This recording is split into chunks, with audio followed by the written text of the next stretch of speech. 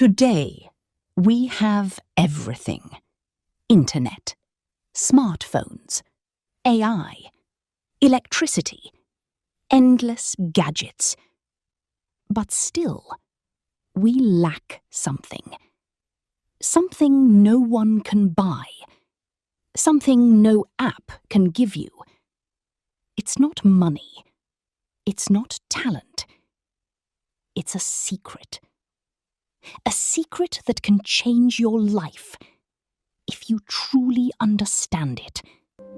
In a small village in India lived a girl named Meera. Her house had no electricity, no fan in the summer, no light in the darkness. But Meera had something rare, a burning desire to learn. She had heard stories of people like Malala Yousafzai, who fought for education against all odds. Sometimes, courage doesn't come from having everything. It comes from standing strong when you have nothing. One girl, when she chose to speak up for education, even when it was dangerous, even when no one could protect her. She didn't wait for the perfect moment. She didn't wait for support. She simply believed and acted.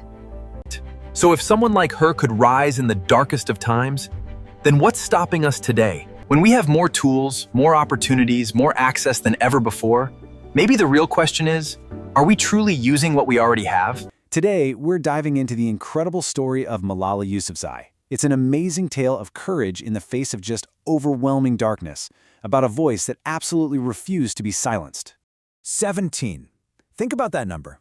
At 17, most of us are worried about exams, maybe a weekend job, but for Malala Yousafzai, 17 was the age she became the youngest Nobel Peace Prize laureate in history. It's incredible. But what's so fascinating is that her journey didn't start there, not even close. It all began years earlier with one single powerful act of defiance. Malala Yousafzai showed us what real courage looks like. But if you want to jump straight into today's story, go ahead. For those of you who love true stories and want to discover the real courage behind them, stay with me till the end. Because at the end of this video, we'll continue the story of Malala Yousafzai and the bravery that inspired millions. But for now, let's begin today's story. And she told herself, if they can fight, so can I. Every evening, as the sun went down, darkness filled her home. Her parents couldn't afford electricity. So Meera made a decision.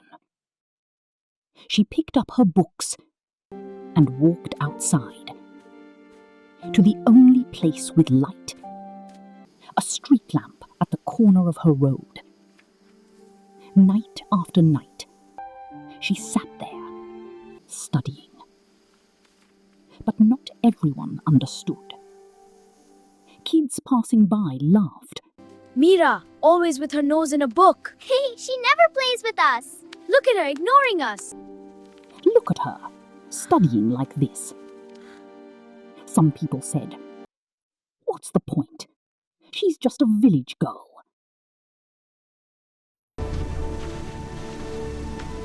One night, it started raining. The street light flickered. Cold wind blew her pages away. For a moment, Meera just sat there, tired, exhausted. Her eyes filled with tears.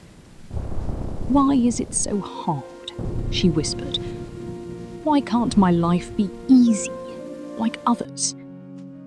She packed her books, and for the first time, she thought about giving up. But as she stood up, she remembered something. Her mother's words. Better. We may not have everything, but your future is still in your hands. Meera stopped, looked back at the streetlight, took a deep breath, and sat down again. That night, She didn't just study.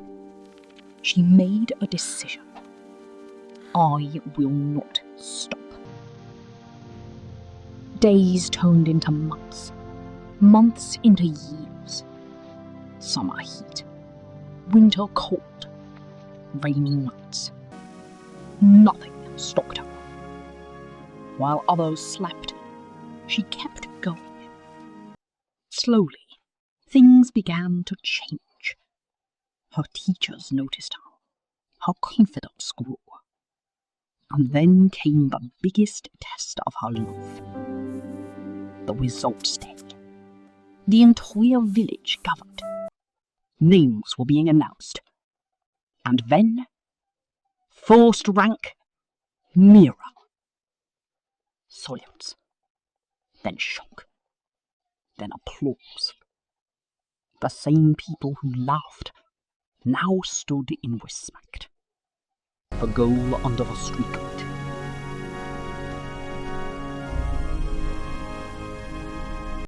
So to really understand her story, we've got to go back to the beginning. Think of her voice as a single candle, just being lit in a room that was getting darker and darker by the second. And it all starts in Pakistan's Swat Valley. I mean, just try to imagine this. You're a kid, you love school, and then one day, your entire world is just flipped upside down. In 2008, the Taliban seized control of Malala's home. And one of the very first things they did was forbid girls from going to school. Period. They were trying to plunge an entire generation into darkness. But even in all that darkness, a tiny light flickered. Malala was just 11 years old. 11! And she didn't hide. She didn't stay quiet. She stood up and gave her first public speech, and its title was this question, a question that just rings with pure, unshakable courage. It wasn't just a question, it was a challenge. And that single candle, it just kept getting brighter. After that speech, she started writing a secret blog for the BBC. She used a fake name, Gul Makai, and she gave the world a raw, unfiltered look at what life was really like under Taliban rule. She was becoming this small but incredibly persistent beacon of truth. Of course, when a light shines that brightly in the dark, it often becomes a target. And the next chapter of her story is a violent, brutal attempt to extinguish that light for good. And it happened in such an ordinary moment. She was on the school bus, heading home, just like she would any other day. It's that small, everyday detail that makes what happened next so unbelievably shocking. The bus was stopped. A masked gunman climbed aboard, and he asked just one question. Which one of you is Malala? Can you just imagine the fear, the confusion on that bus? It's just unimaginable. He then fired, shooting the 15-year-old Malala. It was a direct, calculated attempt to silence the voice that dared to ask for an education, to put out that candle once and for all. But here's the crucial point. The attack? It backfired. It backfired in the most spectacular way possible. Instead of silencing her, the bullet that was meant to end her story, well, it made her an international symbol. Her survival, her cause, it was now on the world stage. And this really captures what happened next perfectly. The attempt to blow out her candle didn't just fail, it was like they scattered the sparks, and those sparks ignited a global bonfire of support and outrage. Her voice was about to get louder than they could ever have imagined. So she was flown to the UK for intensive care, and her recovery was just miraculous. And what's the first thing she does when she's strong enough? She stands up at the United Nations, not with words of anger, but with this incredible message of peace and education. And then she takes action, co-founding the Malala Fund to turn that global platform into real, tangible change. Her journey was about to reach a whole new level of recognition. The little fire they tried so hard to stamp out had now become a guiding light for the entire world. And in 2014, the world officially recognized that light. At just 17 years old, Malala Yousafzai was awarded the Nobel Peace Prize for her fight against the suppression of children and for the right of all children to get an education. This is maybe her most famous quote from that incredible UN speech. It's so simple, right? But it captures everything about her mission. It's this deep belief in the power of education to completely transform the world, a power that she herself is living proof of.